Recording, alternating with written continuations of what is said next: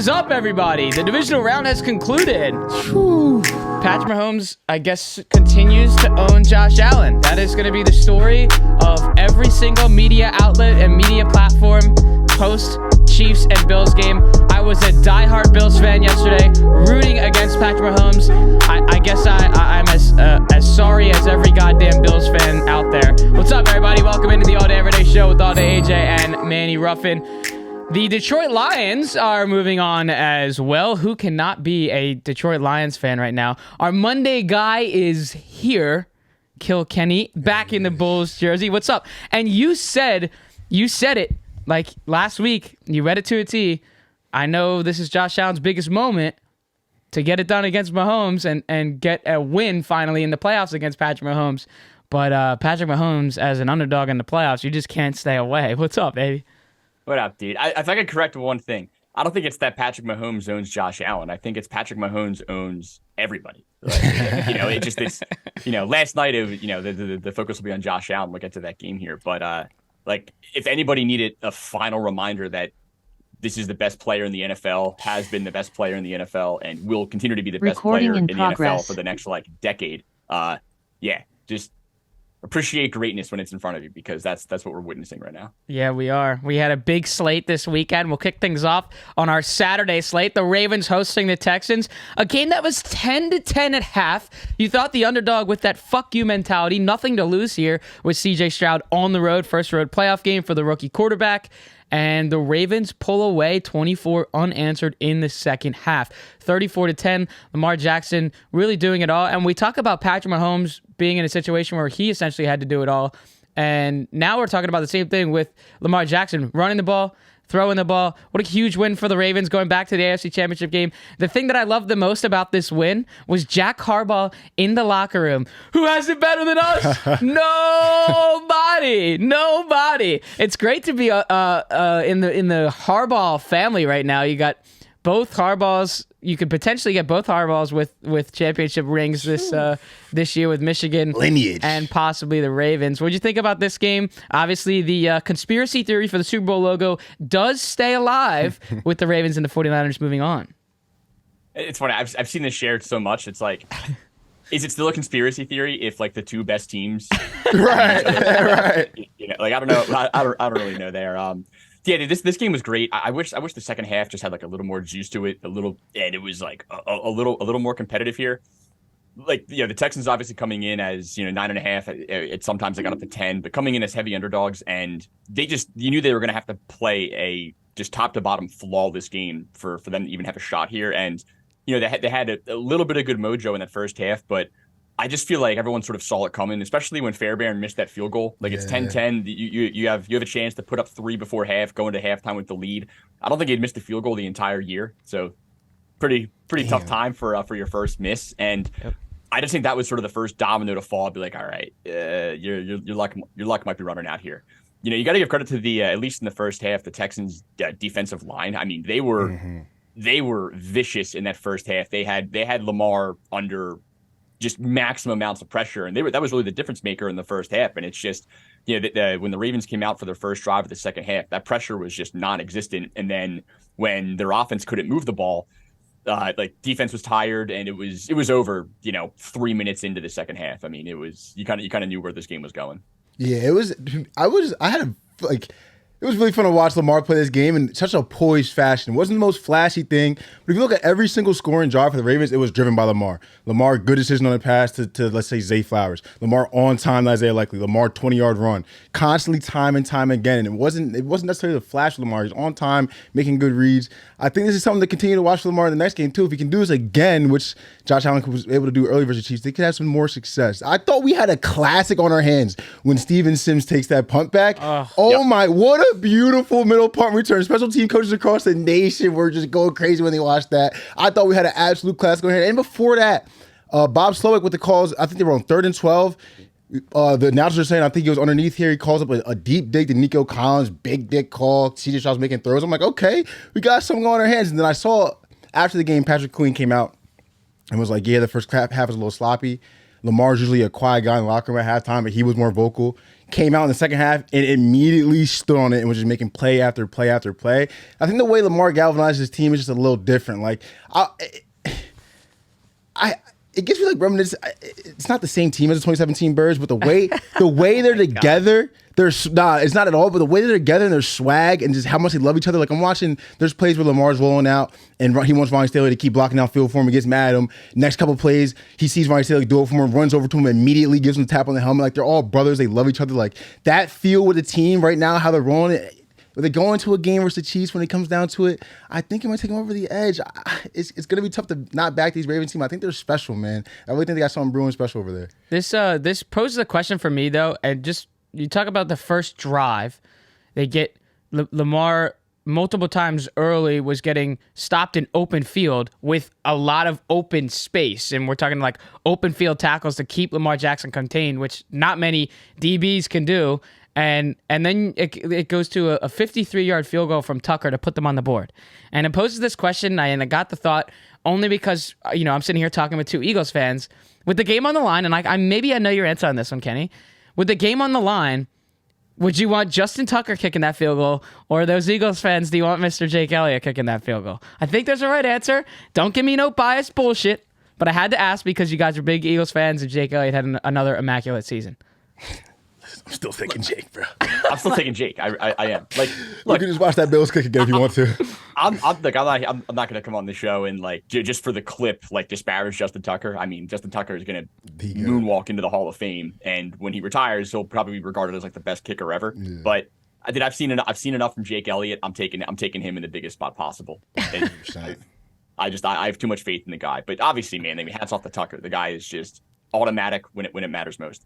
Yeah, and that set them up. And I go back to the point of their opening drives, and I was just kind of taken back a little bit where I thought this was going to be kind of like how we were talking about the Cowboys and the Packers, where the Cowboys coming into this game should be blowing them out. Same thing with the Ravens.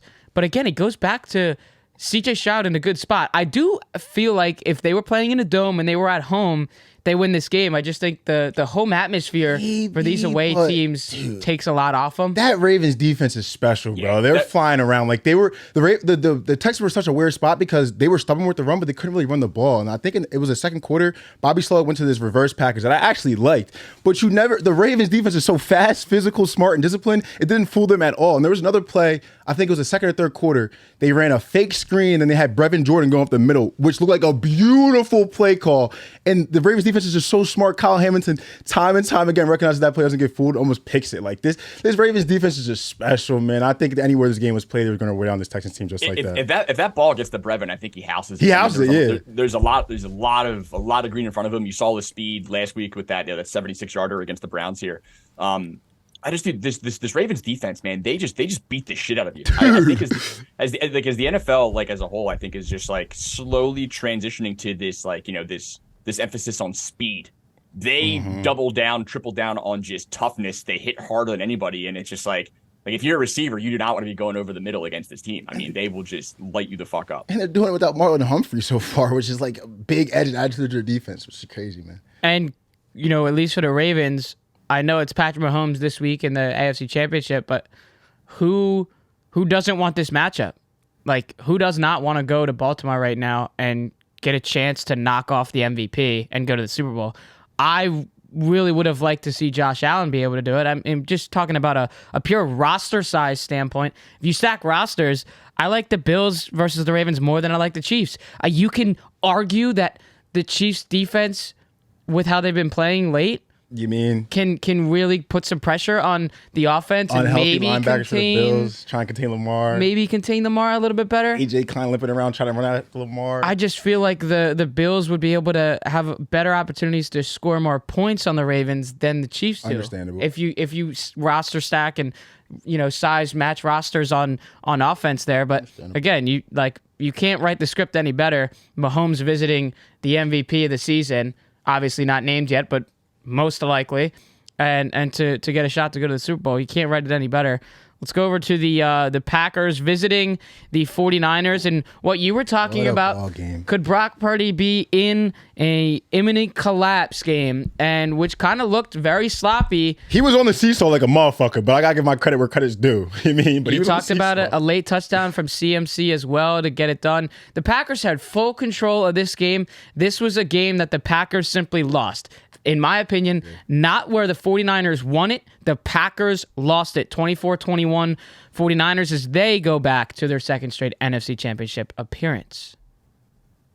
I feel for Jordan Love, man, because like through like 65% of this game, he was playing immaculate. Like some of the data, he had that one deep throw like on the sideline to Romeo Doubs where he scrambled to the left a little bit and put that on a dart on the sidelines, and he was making all the throws, like really everything that we've seen from him over the last couple of weeks when this offense has really started to click. And then really he made two mistakes the entire game, and they were that's what cost him the game. The interception ball was just a bad throw. I think it was behind crossbody behind the first one. I mean, the first one, they're up 21-14 with the ball, kind of still controlling the game, and then I think it was it's either Musgrave or Kraft. I can't remember. I think it was Musgrave. Just threw it behind him. He's wide.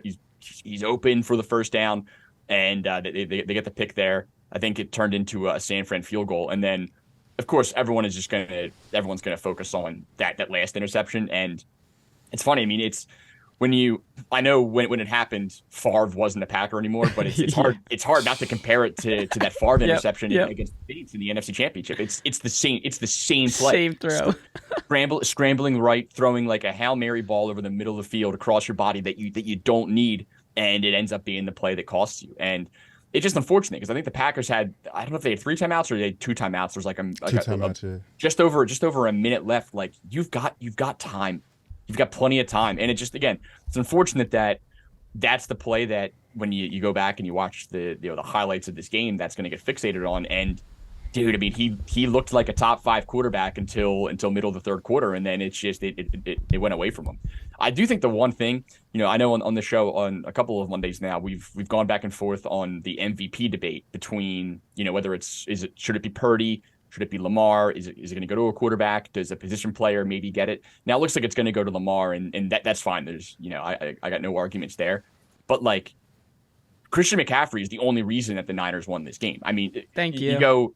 You go mid third quarter. Well, start the third quarter. Niners go 3 and out.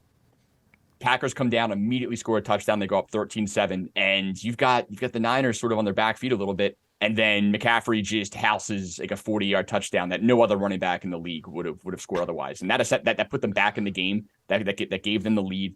And it's hard to not watch this Niners team and go, yeah, that guy is far and away their best player and their biggest difference maker. Yeah, 100%, 100%. And this playoff series always delivers. Like since we were younger, Colin Kaepernick versus Aaron Rodgers still delivering 10 years later.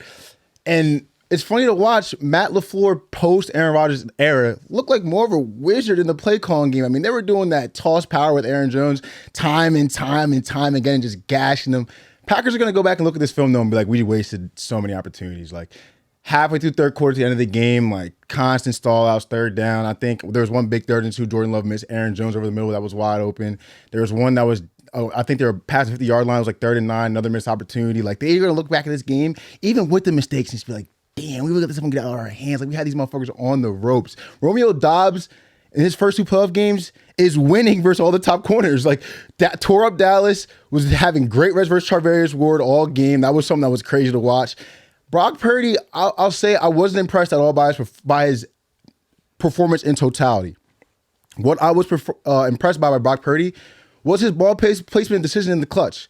Like that ball to Jawan Jennings over the middle on 3rd and 10 with the game on the line was the best throw I've ever seen Brock Purdy throw. There was another one. Chris Conley was wide open, but on the drive to lead down to the touchdown at the end of the game, gotta have it. Chris Conley corner, perfect ball, perfect timing. There was a 3rd and 6.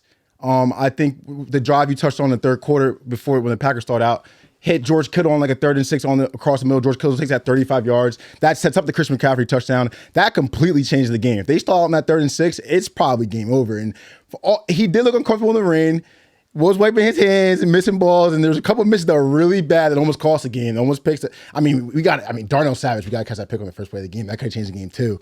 But when they needed him the most, he did come through. So I will give that to Brock Purdy. But it was really Christian McCaffrey that was keeping them in second and manageables and third and manageables, making sure he couldn't make the biggest mistakes he could. But I got to give a shot. I mean, the Packers have something brewing over there, bro.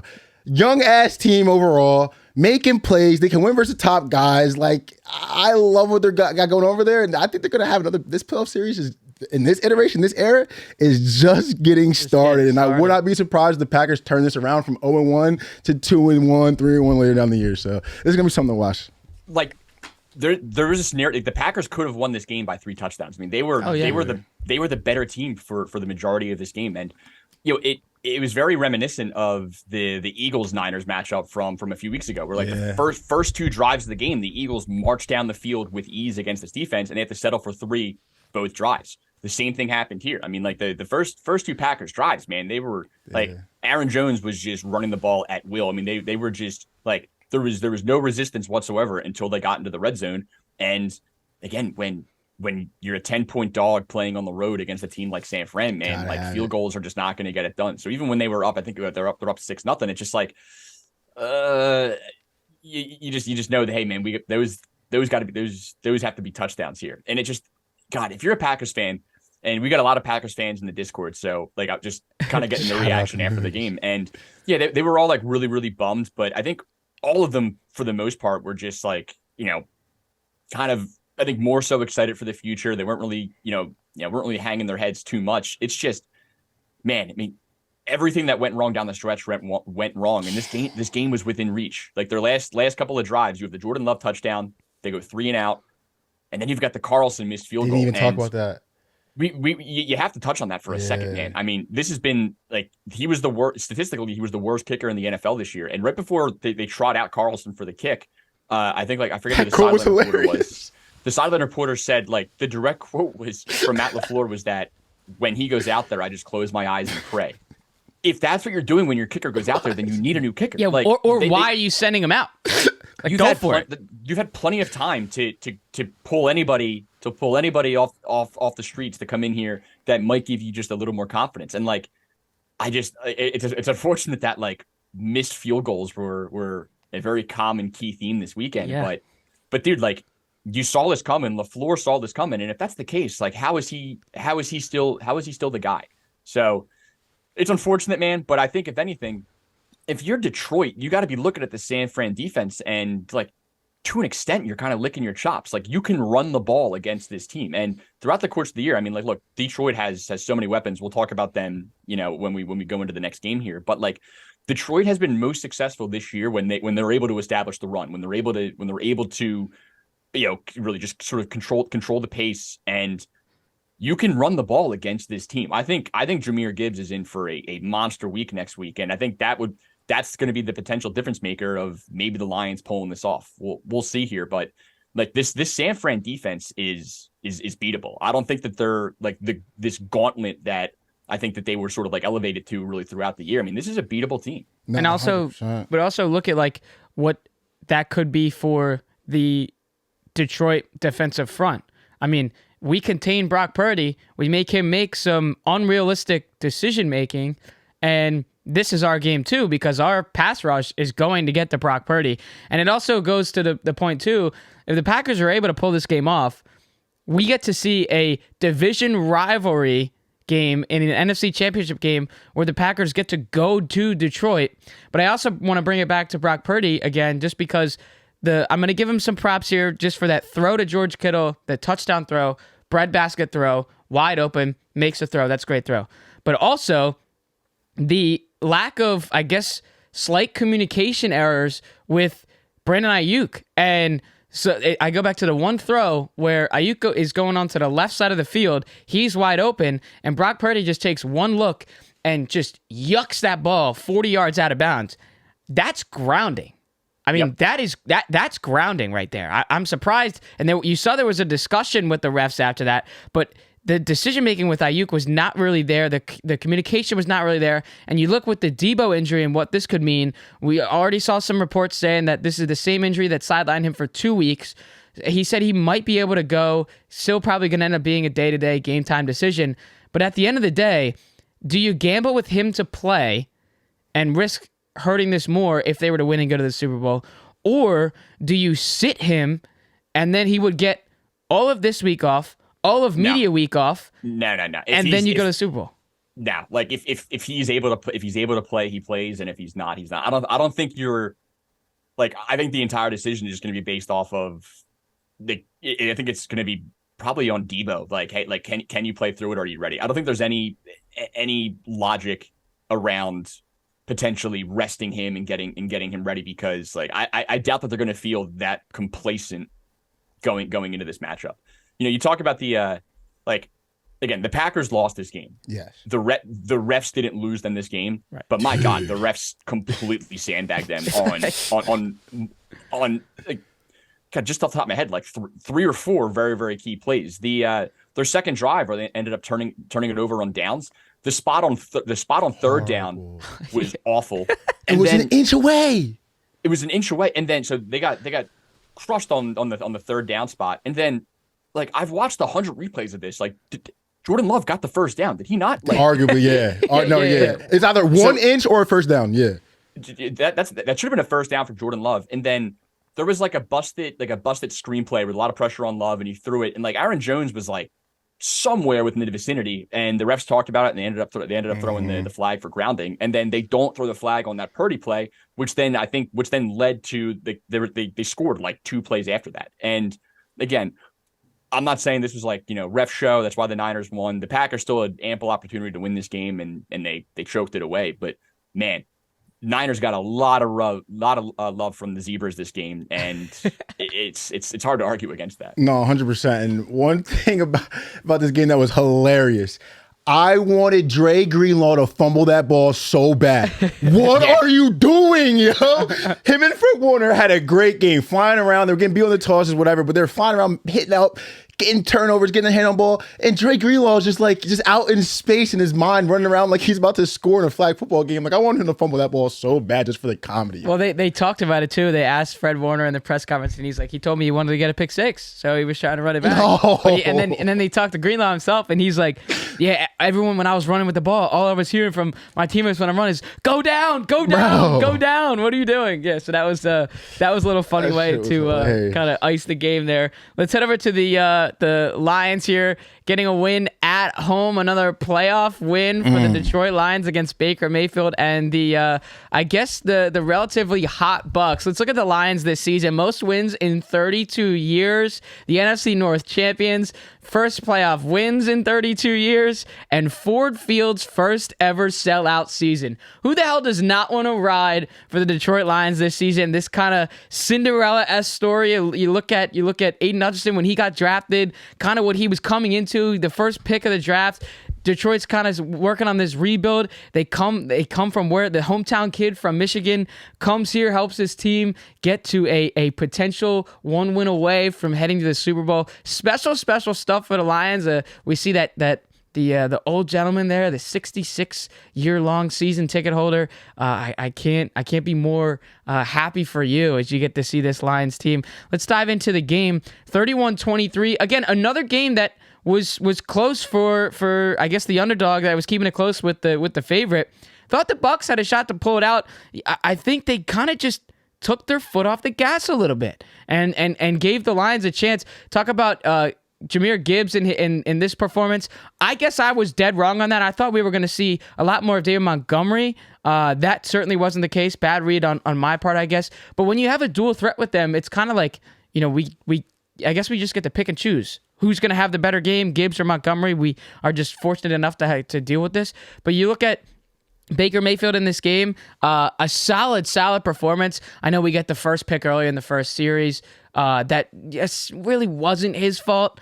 Obviously tip pass, but great game for Baker. If you're a Bucs fan, you got to be very happy with where your team is right now. A toss-up of a division that it was in the NFC South this year, and you guys were able to get to, you know, a chance to go to the NFC Championship. But my question for the end of the game is, why did we go for 2 there?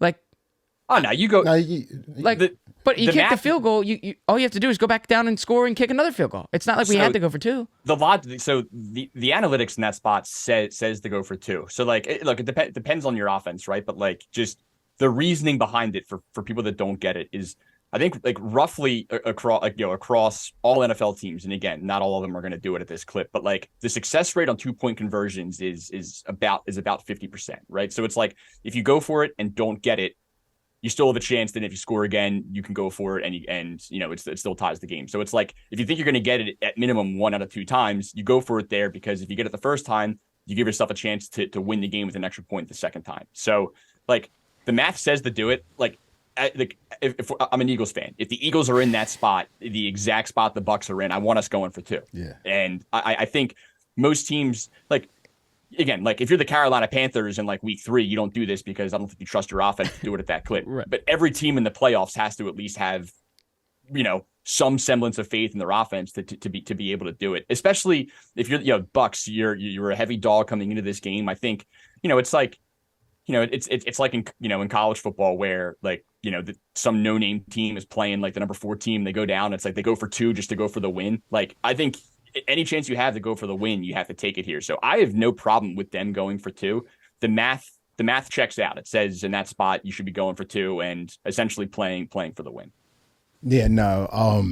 This game for Motown was something crazy. Remember I told you when I went to Ford Field, and I'm like, yo, this stadium is actually turned. Like, I was in there thinking, like, for a playoff game, this place is probably crazy. And you saw real home field advantage. There's multiple places where the Bucs really couldn't get into their sets like they wanted to. First and foremost, I want to give a shout out to Aaron Glenn. Haven't talked to him a lot this year, defensive coordinator for the Lions. Dialing up just exotic blitz after exotic blitz. Brian Branch on a nickel blitz, getting Mel Fanu on a nickel blitz, just completely killing drives that were huge for the Bucs. And then at the end of the second half, beginning of the game, Mike Evans had that drop, led to the pick. Wide open. And in the second half, Mike Evans makes 2 gigantic why he will be a gold jacket guy plays to get the touchdown. Bucs get the ball back at half, driving, get to the 50. Aaron Glenn, first half, was calling the slot blitzes for Brian Branch and Mel Fanu. Dials up a middle blitz, completely confuses the fuck out the Bucs. Aiden Hutchinson comes free, sacks Baker Mayfield, stalls that drive, completely changes the game. We won't get talked about a lot because their defense has been up and down this year, but I thought Aaron Glenn caught a tremendous game. And then got a shout out to Jared Goff, man. Like, he put Todd Bowles in such a bind because you don't want to man blitz him with the matchup that they have all over the field. You don't want to zone Jared Goff because that's what he's best against. Then we can't really get pressure before because his O-line is incredible. And he was just dotting them up. And every single second and long, third and long, gotta have it, clutch situations. Laporta here, Amon-Ra St. Brown here. That 3rd and 15 to Amon-Ra St. Brown, like, they will watch that play over and over in Detroit. That was a crazy fucking play. And Sam Laporta, you talk about they trying to get Zach Ertz. He's another one that's going to be special. If they get Zach Ertz in that building to mentor that kid on top of that, I mean, you saw it on display. Like, these guys on turf at their own field are something different.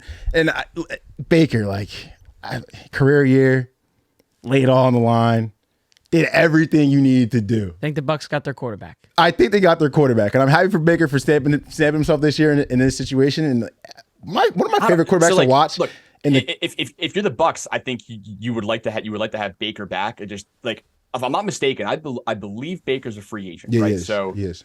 Like, there's gonna be a market for him, man. I mean, like, I'm curious how true. much the Bucs are going to be willing to pay him to bring him back. Like, again, I'm sure they'd love to have him back in the building, but, like, I had this thought yesterday. Like, if you take this version of Baker and you put him on the Atlanta Falcons this year, I think there's a small chance the Falcons are in the NFC Championship. Like, the Falcons roster was loaded, very, very underrated defense, and again, still almost stumbled into the playoffs. Like, Desmond Ridder just single-handedly sold their entire season. And, like, I think somebody like Baker, just the elevation between, like, the shitty starting quarterbacks and him he's proven it's a pretty wide gap. Like, he's not a top 10 quarterback. I don't even know if top 15 is right. Pretty damn close, but you got to give him credit, man. He balled out in both playoff games. He balled out the entire year. And I think it's it's really good for, I think, his overall career arc and just how people are going to evaluate Baker Mayfield like in a vacuum here. So I'm curious to see like what the market for him is going to be and whether or not he's back with the Bucs. But he did everything he needed to and then some to, I think, cement himself as a starter in this league for years to come. Dude, and the thing with Baker too on the edge is like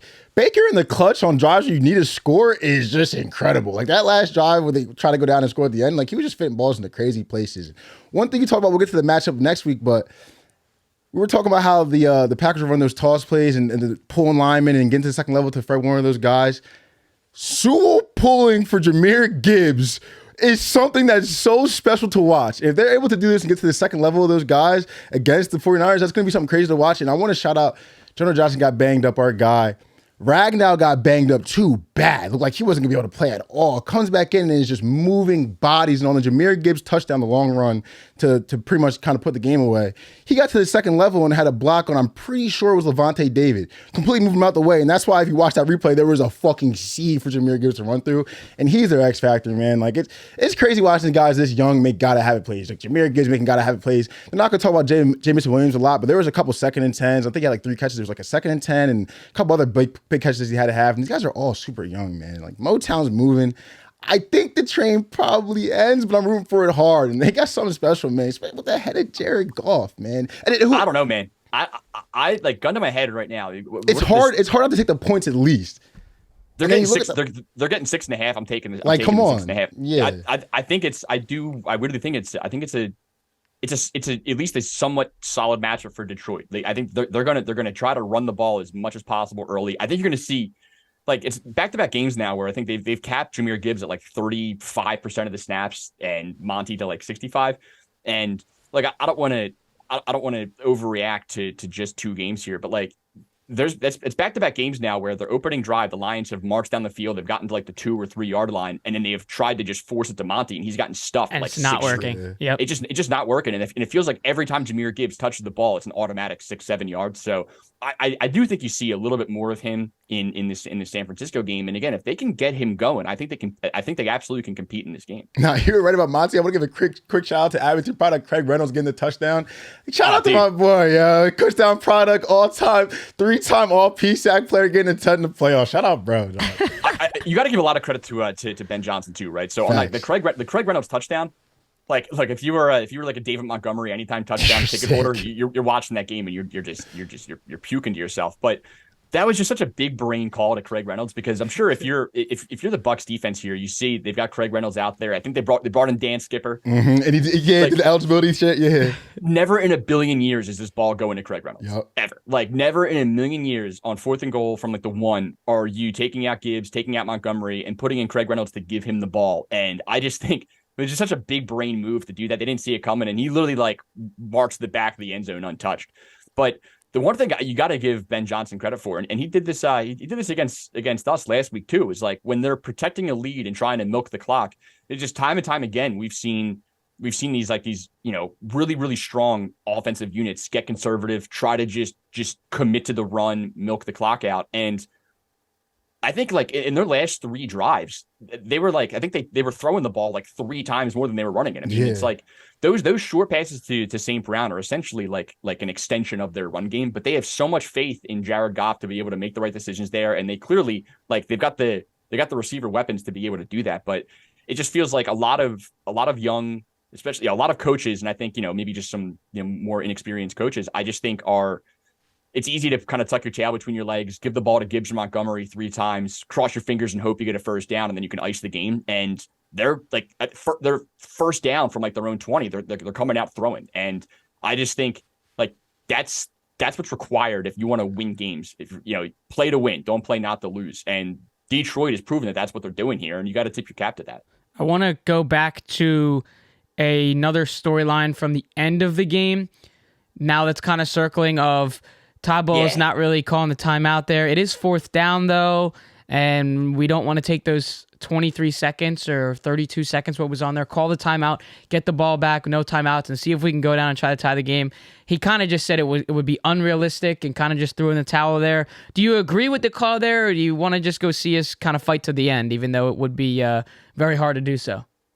So at first, it wouldn't have mattered, right? Because it's like if like the blame at first should be on Jared Goff for snapping the ball too early, and I think he did it twice. Like if you're doing the math, because again, forgive me if I'm wrong here. I think going into the Lions' last drive, the Bucs only have one timeout. Right. So if the Lions milk the clock properly, the one timeout doesn't matter. The game will just end. And I'm pretty sure on second and third down, Goff snapped the ball like with 15 seconds left on the play clock. So the 3rd and 12 play, he takes a knee. There's 34 seconds left. If you take a timeout right there with 34 seconds left, the Lions would have, I think they had it would have been, they were on the Bucs 31. So it's a 48-yard field goal. Like, dude, we've seen enough missed field goals this weekend that decided games. Like, again, I wouldn't have minded him. I didn't mind him not taking it on first down. I didn't mind him not taking it like on second down. But then, like, when you realize, oh shit, Goff jumped the gun pretty aggressively on the last two plays. Wait a minute here. Like, and I feel like when you hear Todd Bowles' explanation, like he's playing it off as if like it was like the game was like 1,000% over. Yeah, if the Lions come out and make the field goal, then yeah, the game's over. You're down 10 with 24 seconds left. The game is over. But like a missed field goal, a blocked field goal, like there's a lot of things that can happen there. And again, I think going into the drive, he probably was ready to throw in the towel and not burn the timeout. And I just don't think like he didn't react to when Goff was snapping the ball too early. And I just don't think it clicked like, oh shit, how much time is still left on the clock here. So like, I think this definitely needs to be talked about more because again, we've seen a lot of kicker mistakes that have decided games here. And like you saw just how much, Baker's out there putting everything he had in this game. He's fighting. You don't think Baker wants 30 seconds to be able to at least pull off some kind of a miracle? So that was bizarre, man. The whole sequence was really weird. Yeah, and that's why, it's all the videos are circling on zooming in on the timeout. Also that people questioning, don't you get the automatic stoppage anyway when you get to fourth down? Or do you still have to call that? I don't really understand that either. But yeah, I thought they would just try to go down and at least give your offense a shot without, I guess, throwing in the towel. But another weird storyline that's surfacing after that loss for the Bucs. We'll head over to our final game of the divisional round. The Kansas City Chiefs in Patrick Mahomes' first road playoff game over to Orchard Park, where Deion Dawkins saying that they have the upper hand here. We get to go eat buffalo wings, and they have to travel to us. They do so, and they get the win. The Tyler Bass missed 44-yarder. We don't get to see a classic overtime game between these two elite quarterbacks, Patrick Mahomes and Josh Allen. We also don't get to see if Josh Allen can finally defeat the overtime allegations. He cannot defeat Patrick Mahomes in the playoffs. 3-1 in the regular season. 0-3 now in the playoffs. The two things I want to mention here are the big deep ball, aggressive call on first down to Stephon Diggs just dropped. I know it was a little bit off to that right shoulder, but still a catchable ball for a player of his caliber. The height on that ball was insane. I mean, unreal. If there was a roof on that stadium, it would have hit it. I mean, he put everything he had into that. What a beautiful throw. And like the amount of bitching that Diggs does, man, like that's one you gotta get. You have to come down with that. And then the other one is the 3rd and 6. And I believe that was second down. It was 2nd and 6 or 3rd and 6. And the check down, wide open check down underneath to Stephon Diggs. He's catching that in stride, for maybe a 4-yard catch. He's running that an extra 10 yards out of bounds at that point. There's your first down right there. There is the first down. I don't understand why we had to go for it all and kind of throwing a ball that was not even close to Khalil Shakir, I think is where he was trying to go. Why do you go for hero ball back-to-back on second and third down there? End zone plays. We have the first down. Just get the first down. You can control the game at that point. You have the clock on your side. We win the game with that first down there. I don't get it.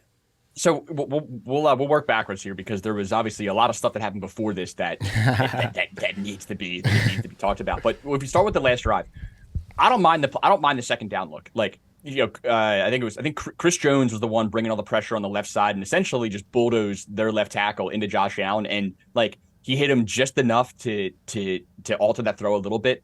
Like a half second earlier, like that's probably a touchdown. Like Shakir's open, they get the coverage they want. Shakir is open in the end zone. Allen just misses him. He gets, like Tony Romo was just slurping him the whole game. He made it sound like he got rocked. God. But when you watch it, like, you know, it threw him off just a little bit, and they just missed him. But like, you know, again, I don't mind them, you know, going for the win there. If he has an open receiver, and again, Shakir's open in the middle of the end zone.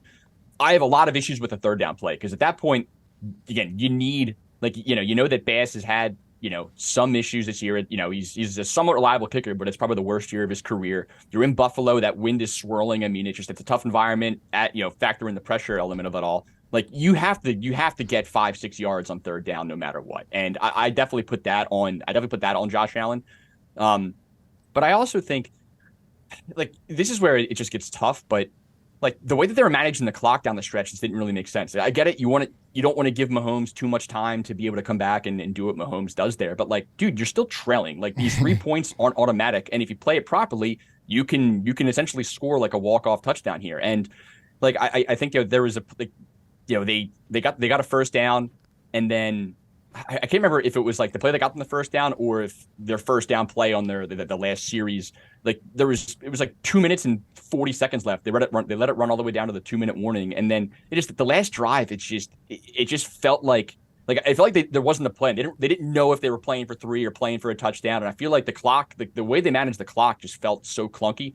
But I don't know. At the end of the day, I don't think you can't put this game on Josh Allen. I'm seeing a whole lot of like Josh Allen hate and criticism again, and I feel like a lot of my opinions are based off of just like the immediate reaction and Discord, and like that Mooney gang was crucifying Josh Allen, and Josh Allen balled out, dude. I mean, he did everything he could.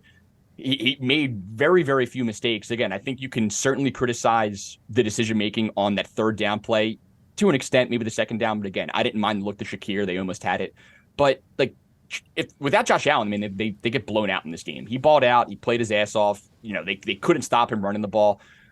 But yeah, it just like that, the way that they managed that last drive, from the decisions on second and third down, from the way that they managed the clock, and then like it just felt like they were in the driver's seat, and they essentially like you know, played for a 44-yard field goal, and it just like you had other options there. So, and it's so fitting. I mean, you got to feel gutted.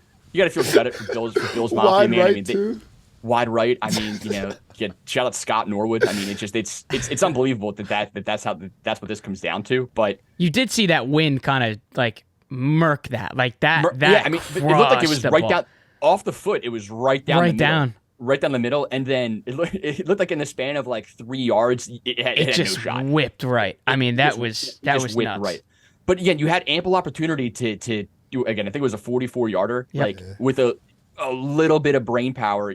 That's a 38-yarder, and it's much more manageable here. And I think, you know, on third down, Allen just got way too aggressive. No, you hit the nail on the head. I watched the highlights back, and they did an aerial view on that third down play. And as Josh Allen's kind of trying to roll to the right and make a hero play the end zone, Kincaid is just wide open over the middle. He wasn't at the sticks, but it's just a way shorter play, and he might have been able to get the first down too. This game was everything you could have asked for. Absolute cinema at Orchard Park. It's rocking. They're throwing snowballs. I have my own opinions about that, but I like how it asked to those Eagles fans, man. Those Eagles fans went to Buffalo and were throwing snowballs at the Chiefs players, man. Those dirty, stinking Eagles fans. They're just the worst. You know what I'm saying? Added to the flavor of the game. Physical football game. Great football game. At first, the Bills were pushing the Chiefs around. James Cook looked like the X factor to this series early on. Was getting 5, 6, 7, even 8 yards a pop. Josh Allen was making plays. I have to shout out Pat Mahomes and Travis Kelce coming through again, breaking the record for most touchdowns between the duo in the playoffs. Pat Mahomes, 6 straight AFC championship as a starter, and this has come through time and time again. I have a couple questions to ask, though, because we're seeing one of the best games I've seen this year. Sean McDermott calls a fake punt to DeMar Hamlin. and then another call, Big Red, in the red zone on the 1-yard line, one of the biggest plays of the game. Mecole Hardman fumbled the look you gave him on the first play you tried to do to Mecole Hardman. He fumbles it. I've seen 1,000-yard rushers get benched for fumbling their first touch. You go back to him in the red zone when Pacheco's rolling, Travis Kelce's rolling, and Pat Mahomes is rolling. Couple of things in this game, but the DeMar Hamlin fake punt was just absolutely egregious. I'm watching a classic game. I'm like, I can't take this. What am I looking at, bro? So it turns out on the fake punt play, like it was they like 10 men on the field, right? They checked to it because they were going to punt. They checked to it because the Chiefs only had 10 people on the field. So like that's fine. it's just like it's the fact that it went to Damar Hamlin.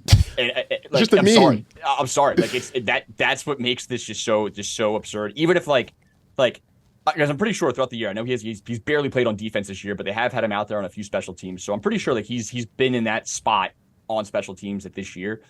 But dude, if you're gonna check the fake punt 4th and 5 on your own 30 in the fourth quarter of this game to Damar Hamlin, you have to be 1,000% sure that you're gonna get it. Like it felt like a fucking Disney Channel original movie. They were trying.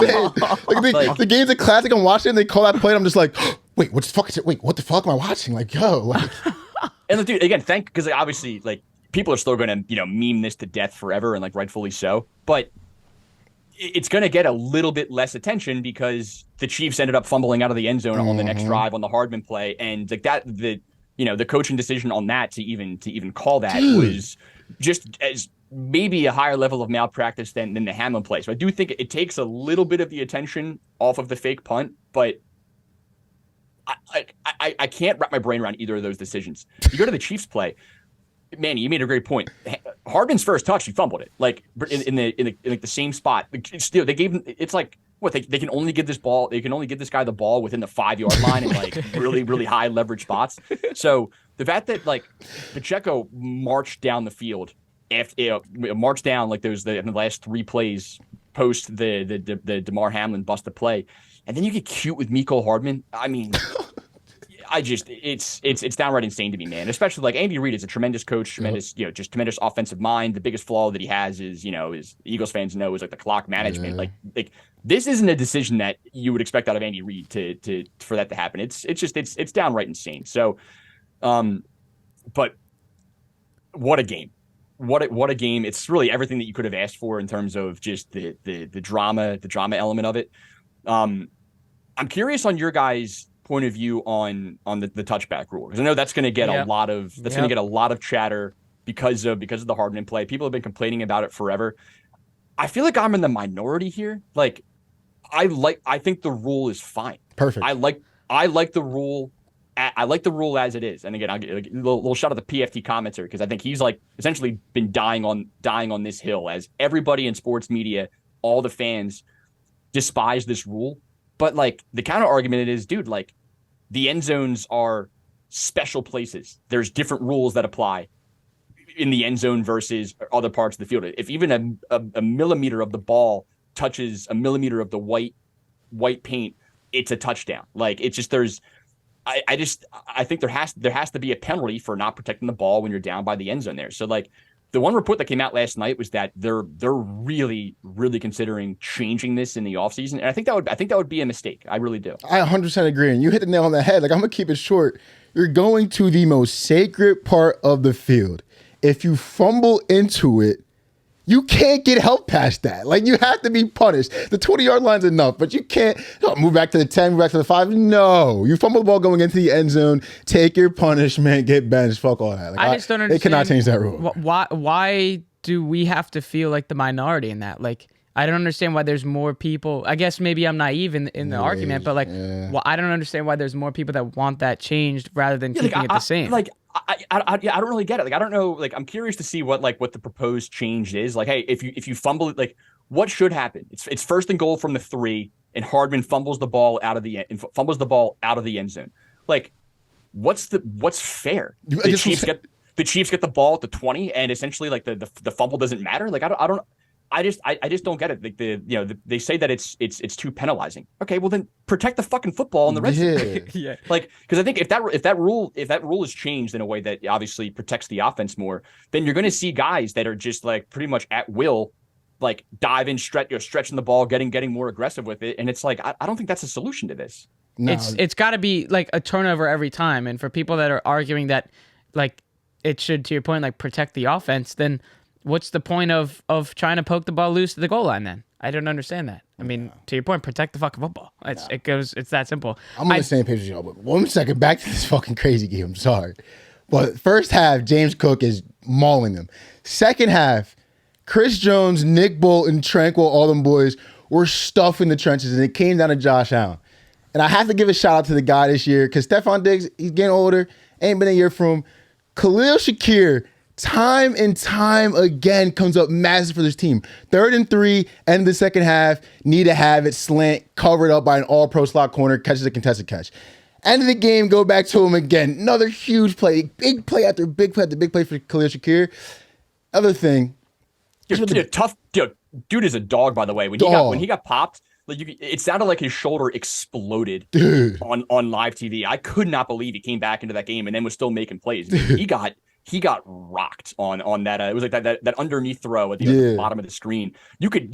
That was when you could just hear he was down. Even the announcers were like, that was like a bad one. And he walked off the field with his arm hanging down here. Like I for sure thought he was going to be holding his helmet the rest of the game. So what a badass dude. Nah, certified dog. And then the other thing with the Chiefs side, like MVS making your biggest gotta have it plays of the season. Love to see it. Out of halftime making that crazy catch. And then I think it was like the 3rd down on the other side of the field. Pat Mahomes scrambling, making a crazy play, hitting MVS again. Like I was wrong in my assessment last week when I said that we're seeing how Pat Mahomes and Josh Allen have to do it by themselves. That was a terrible take, in my opinion. Like, we saw how much a supporting cast and the defense and the coaching and the nuance of football comes into play when these teams aren't the same super teams as they used to be.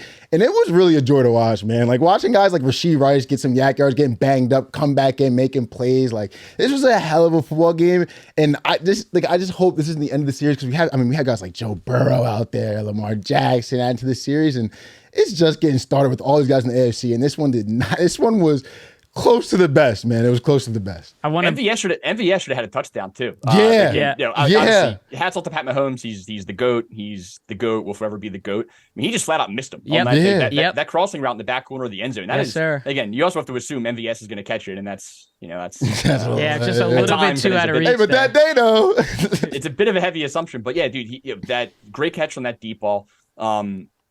And I think you're gonna see a lot more of him next game. I mean, they've been really weird with their wide receiver snaps. Like Rice plays the majority of the game, and then it's kind of a mixed bag of like MVS, Justin Watson, lately Hardman, a little bit of Richie James. Like Hardman can't see the field next game, right? I mean, there's just no way Mecole Hardman can see the field next game. So I think that means you're going to see even more MVS, and I am actually very curious to see. Do we see a little bit of Kadarius Toney next weekend? Possibly. I think we might. One other thing, I saw this today. I didn't have this in any plays, so I guess I wasn't focusing on this as much. But man, this has to be up there for like bad beat of the weekend. If you're a straight prop better. I don't know if you guys saw how the James Cook rushing prop played out. Oh my God. James Cook's rushing total was 61.5 yards. Going into the fourth quarter, he had 67. In the fourth quarter, he had 4 carries, -4, -3, 0, 1, and he finished with 61 for the under. That is. That's as puke worthy as it gets. I gotta be. And watching it, like some of those runs, he's willingly going backwards too on a couple of those runs and not getting upfield. Like if you're watching that, you have to be crying. And another last point about the game: the Chiefs are making the right decision. They're clogging the middle, stopping the run, shutting down James Cook, putting the ball in Josh Allen's hands because they know historically if you put it in his hands, he will make a mistake. What do you have? 3rd and 12, fourth quarter, 5 minutes left. Gotta have it. Josh Allen scrambles and fumbles. Whoever 27 is tried to scoop and score. Just dive on the ball. I was losing my mind. Dalton Kincaid made a big brain play too because Chris Jones was going to recover it. And instead of going for recovery, Kincaid kind of just dives on Chris Jones too. But why are we scooping and scoring? Just dive on the fucking ball. I was losing it, bro. I lost it. Dude, and again, I feel like I started my whole point of view in this game of like you can't put it on Josh Allen. Hats off to Josh Allen. He's still a beast. But it is funny, man. Like the guy can't help himself. Like they have, like their entire offensive scheme, especially lately, has been like intentionally conservative. It's a lot more dink and dunk. Like they are essentially trying to prevent Josh Allen from making the big mistake, and it worked for them this entire game. And then it's just their last drive. It's when you just get peak Josh Allen. He decides to cut it loose a little bit, and like that's what you get. The Chiefs should have had a pick too. I forget who it was, but tapped it. The Jerry Sneed is just sitting there waiting for it to come to him on the same drive. Oh, that was dangerously close to a pick six. Dangerously close to a pick six. Dude. I want to give a shout out to the the Kelsey Mahomes suite was rowdy as shit yesterday. Let's talk about Jason Kelsey after the loss. We knew he was going to be there. We knew he was going to be in attendance. He's out with Bills Mafia doing shots out of what it looks like a bowling ball, vibing with the fans. That was incredible. Goes into the suite, has a blast. It almost put more fuel to the fire of how many times we're going to show that suite now that Jason Kelsey's inside, dancing around with Taylor Swift. And then at the end of the game, jumping out of the suite, the athleticism out of the big fella, chugging the beer, hopping right back into the suite. What a performance from Jason Kelsey after the loss. I love it. I love it. You got to love it, man. I think every single Eagles fan was loving it. I saw a couple of tweets like, I wonder how Eagles fans feel about this. I'm saw that too. It's fucking amazing. We're vibing for our brother. The fuck? And I think what's cool too is like it's not all just for the camera. Like I know there's a couple of times where I'm sure he knew the camera's gonna be on him. He's doing the thing where he's just screaming, he's chugging the beer. Yeah. Every single time they pan to the box, even him in the background, he's slugging beers. Yeah.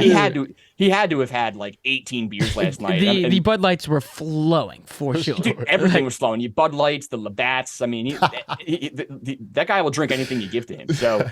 Shout out to Jason Kelsey, MVP of the game last night. We saw very little Taylor Swift, and I think people were fine with that. But I'm excited, man. Again, I know that covers these games. Do you want to just really quick hit the two next weekend? Oh yeah, let's 100% cover these next two games. We go to Championship Sunday, starting at 3:01. The Baltimore Ravens and MVP Lamar Jackson hosting Patrick Mahomes, where you make Patrick Mahomes and the Chiefs another underdog. It was touched last week. How can you not bet Patrick Mahomes and the Chiefs as an underdog? Very close to see here. We got a 3.5 point spread. It's plus 100 for the Ravens right now, who are minus 174 on the money line. It's going to be a great defensive battle. What do we like here? Lamar Jackson, Patrick Mahomes, AFC Championship Sunday. Who do you got? Kansas City Chiefs. It's simple. I'm betting on Patrick Mahomes. I'm betting on the best player in the league, getting points. Fuck. Again, like if you're a Raven, like the Ravens, I understand. The Ravens should be favored in this game, but I feel like if I was a Ravens fan, I would almost like I'd rather it be like a pick 'em or dare I say, make us the dog, because it's just the whole idea of Patrick Mahomes being an underdog. It just sounds silly. Like on paper, the Ravens top to bottom are better than this Chiefs team. I said it last week, and I'm going to say it again. You cannot lay points against Patrick Mahomes. It's nonsense. So off the bat, it's simple. It's like a system play. You just bet the Chiefs. You just bet the Chiefs. Nah, yeah. 3.5 is crazy. Fuck, man. 3.5 is fucking crazy. This matchup is going to be special. I think, too, one thing we saw Lamar a lot of running around and stuff like that. Not a lot of people could contain Lamar on the Texans. Chris Jones been here before. We saw Nick Bolton making plays versus Jalen Hurts in the Super Bowl last year. I hate to bring that play up, but they have the bodies to be able to contain Lamar. I think it's going to be a grueler. I'm not saying the Chiefs are going to win, but I think 3.5, I think that's way too valuable of a line in a game like this. I think coming out of the last possession, has the ball last, and I got to go Chiefs plus 3.5. I'm conflicted, though, man, because I want Lamar to win the chip so bad, and I would love Lamar to take down Pat. Like, I want to take the Chiefs plus 3.5 and then have Lamar win like 27-26 in the game-winning field goal drive, and we all just go home happy. Like, Where Justin Tucker's the one with the game on. That's what I want. This is a Super Bowl. If the Ravens win this game, they win the Super Bowl comfortably. I really do. Yeah, I really believe that. Imagine the highs that you come off on that game. Essentially, our hardest game, like including the Super Bowl, even though we haven't played it. This is going to be a harder game than Andy it would be Reavers, against this defense is going to be insane. Yep, and I just have to be, on the other side here. I rode the Bills last week, and Josh Allen's. This is your moment to get it done. It's not necessarily the same thing with Lamar Jackson here, but I just can't. I disagree. I disagree. I mean, I think like obviously I'm on the Chiefs here, but I mean this is the Lamar Jackson legacy game. I mean, he's about to become the 2-time MVP, right. And the argument against his current legacy is just lack of playoff success and lack of a ring, and it's just like this is the year that it has to happen. I mean, this is far and away the biggest game of his life, and like if it wasn't for the fact that they're going up against Patrick Mahomes, dude. I mean, everything in the world points to the Ravens in this game. But I think the same thing was the case last week. I mean, like every ounce of my being really just was saying Bills. This is the Bills are the better team. The Bills have the momentum. The Bills are going to win this game. They're at home. Bills Mafia. You got to bet the Bills. And just the only but It's Patrick Mahomes. And I think that's like it's twice that factor on both sides this week. It's just, my God. I mean, you're giving the devil himself 3.5 points. Good luck. I don't know if y'all remember this game. I think it was like 2020, 2021. They played Monday Night Football at M&T. Similar line. Obviously, Mark Andrews was playing, and there's the whole different teams. But that was a game. Lamar Jackson had the game-winning rush. He like somersaulted into the end zone. One thing that's key, I saw, you can see it in the Texans game. No Keaton Mitchell is gonna play a factor in this game. Just not having that nuance to factor with these linebackers. It's gonna be a factor to watch. But we gotta get to your pick though. My fault though. Yeah, no, I just wanted to go on the Ravens here. I'm a generational hater, as many of the clips have been shown out there. They're getting killed for this. My Flyers take. I've been told multiple times I am a generational hater, and I'm going to stick with that villain card that I have been given. I want to see Patrick Mahomes lose. It's that simple. I want to see this man and this team go down. And I really thought Josh Allen was going to be the guy to do it and the Thanos to put on that gauntlet to get it done, and he doesn't. But now you're going against Lamar Jackson. Now you're going against the MVP. Now you're going against a guy that can find a way to get the job done wherever, whenever. If I'm putting my trust into somebody to get it done this weekend and last weekend, I don't care who it's against, give me Lamar Jackson to get this done. And do they cover? Like, it's hard for me. I won't even really touch that line. The biggest thing that I would say for the Ravens is in our first, I'm not going to say the first drive. I'm going to say the first 2 drives, no fucking field goals. Has to be 2 touchdown drives. Put the pressure, get Pat Mahomes on his heels, get the offensive line on their heels where they are screaming on the sidelines at each other. You talk about the Cowboys game, getting those Chiefs fans getting they're in their seats, their butts clenching, like, get the Chiefs to feel uneasy early, and we have to play in a stadium that's not our home crowd. Give me the Ravens. I would like to see the Super Bowl conspiracy. I know we talked about it being 1 and 2. I would like that to continue. See if we can get purple and red. But my pick is the Baltimore Ravens. Give me Lamar Jackson. We got to see it happen. Like, it just has to be. It has to be said. I'm a fucking generational hater. I'm sorry, Pat Mahomes. I got to see it. I love it. All right, let's get over to our second and final game, the NFC Championship, our 6:31 p.m. game in California, San Francisco. The San Francisco 49ers hosting the 1 and 2 seeds, hosting the 2 seed Detroit Lions.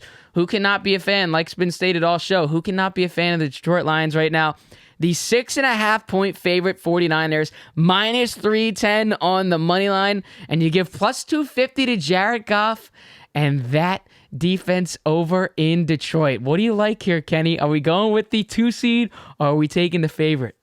I'm on the Lions. I'm going to be on the Lions. I think, again, another one where I'm curious to see where this goes. Right now, it's 6.5, a little more juice on the minus 6.5. So I think there's a small chance that this gets to 7.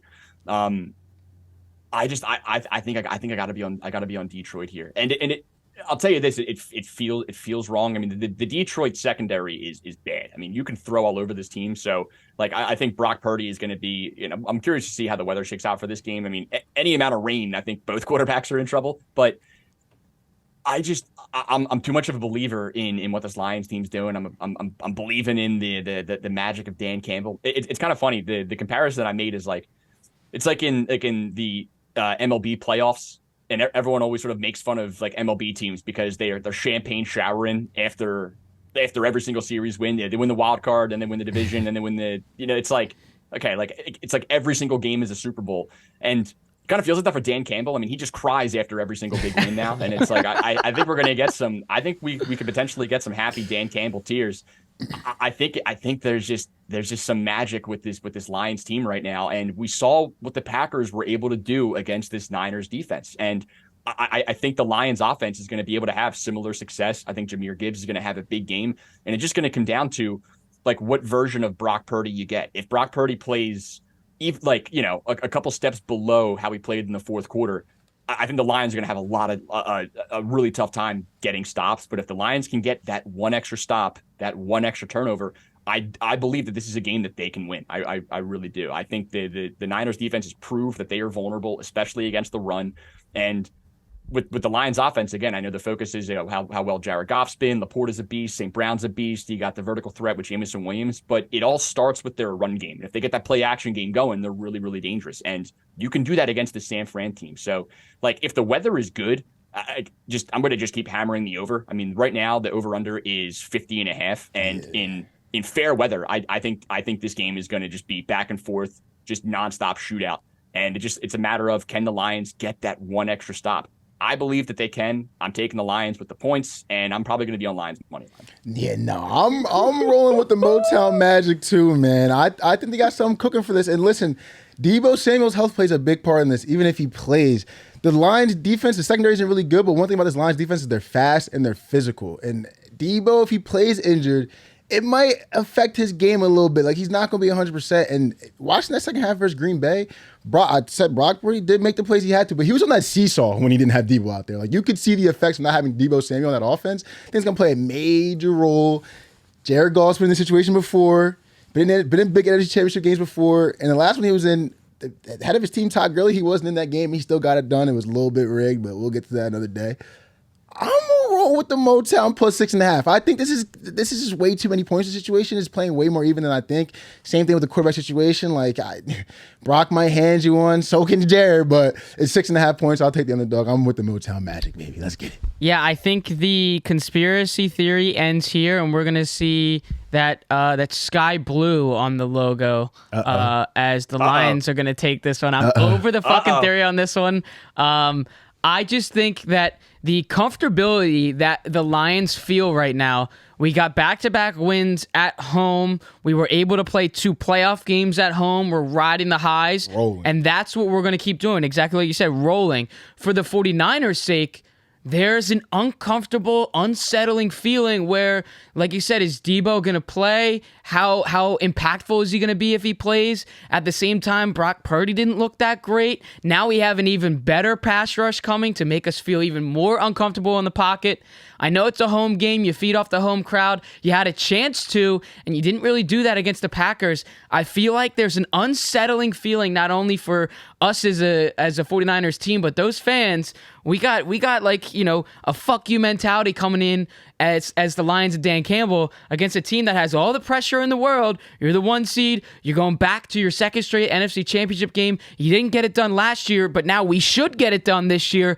That pressure is going to play a big part, especially for Brock Purdy, in my opinion. And at plus 250, who doesn't want to root for the Lions right now? Give me the Lions, and we'll see the Lions in the Super Bowl. Lions-Ravens, Yo, one thing, I'm so happy we have another week of post-halftime Dan Campbell. He does not know how to turn off coach speak, and it's so fucking great. Like, I need it. I need him to win again. I need him in the Super Bowl. I need more Dan Campbell press coach speak. He can't turn it off, and I love it, bro. Hey, Kenny, thanks for joining us for Divisional Round. We will see you in Media Week. Maybe we'll have our own little, maybe dive a little bit into the NBA and some other things like that as, we're only touching on the Super Bowl, and it is Media Week, so we will have our own Media Week. Thanks for joining the show, as always, for this entirety of this NFL season.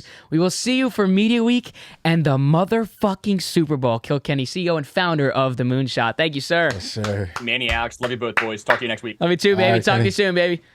Oh my God. We've been so fortunate to have the CEO and founder of The Moonshot, Kenny McAndrews, to join us all year long, almost. Season. And what a season. It is coming down to the wire, the AFC Championship and the NFC Championship Sunday. If you did watch this podcast on YouTube, make sure to drop a like, comment, and do not forget to hit that subscribe button. Our Apple Podcasts and Spotify listeners, scroll down to the bottom. 1, 2, 3, 4, 5. That's the ratings you give there. Our social media platforms, at 80ED Podcast on Twitter, at 80ED Pod on Instagram, and our TikTok, which is simply the name of the show, the All Day Everyday Show. If you made it this far, we love you. We'll see you from Media Week. You've been listening and watching to the All Day Everyday Show with All Day AJ and Manny Ruffin. Championship Sunday. See you from Media Week.